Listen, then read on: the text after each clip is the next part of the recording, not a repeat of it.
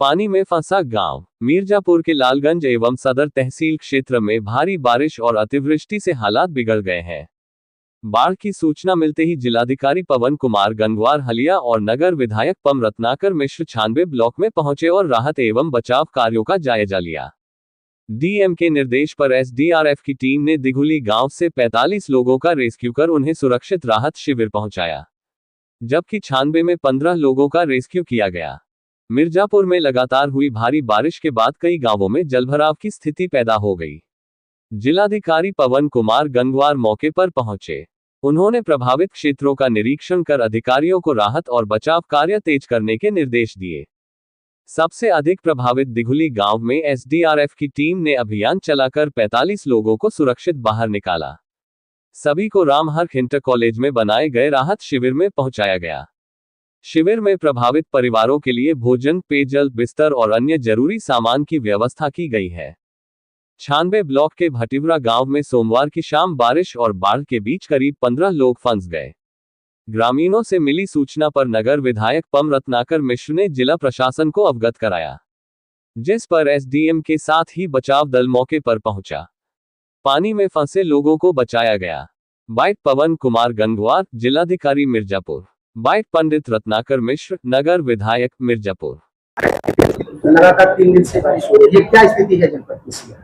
जनपद में आज की स्थिति तो लगभग सामान्य है, लेकिन कल कुछ क्षेत्रों में अतिवृष्टि अत्याधिक बारिश हुई थी पहाड़ों में, स्पेशली लालगंज के क्षेत्र में और हलिया का जो इलाका है, तो वहाँ बहुत बड़े कैचमेंट से पानी इकट्ठा होकर के फिर वो बेलन नदी की तरफ जाता है। तो वो जो बरसाती नाले के रूप में कहिए, जो परंपरा, जो उसका पानी का ग्रेडियंट के हिसाब से जो स्लोप है, तो उससे कुछ गांव प्रभावित हुए थे। तो जो उसमें जो गांव मुख्यतः प्रभावित हुए थे, उस गांव में राहत कार्य कल हम लोगों ने संचालित किए थे, जो आज भी चल रहे हैं। लेकिन आज की स्थिति है कि कल से आज सुबह तक उनका जल स्तर में काफी कमी आई है, और जो रास्ते बाधित हो गए थे वो लगभग सभी रास्ते आज सुबह खुल गए हैं। लेकिन कुछ कच्चे घरों को क्षति पहुंची है। कुछ लोगों को जो रेस्क्यू कल किया गया था, जैसे एसडीआरएफ से बोट से हम लोगों ने ले जाके किया था, आज वो रास्ता खुल गया है। रात भर भी इतना है कि पानी का बहाव काफी तेज है। तो ये पहाड़ी टेरेन का उस तरह का क्षेत्र है जहाँ एक बहुत बड़े एरिया का जल जो है वो बेलन नदी की तरफ बरसात के बाद जाता है, क्योंकि कम समय में अत्यधिक बारिश हो गई थी। उसकी वजह से वो समस्या तात्कालिक रूप से उत्पन्न हुई थी। लेकिन अब सारी स्थितियां नियंत्रण में हैं और जो भी आवश्यक राहत कार्य हैं वो वहाँ किए गए थे। विंध्याचल के पास भी उसी तरह से भटिवरा में जल स्तर बढ़ा था। श्राद्ध करने के लिए कुछ लोग श्राद्ध कर्म की वजह से गए थे और वो फंस गए थे, तो उनको भी फ्लड पीएससी की मदद से 15 लोगों को निकाला गया था। वहां पर दिघुली में एसडीआरएफ की मदद से निकाला गया था। लेकिन आज की अगर हम स्थिति की बात करें,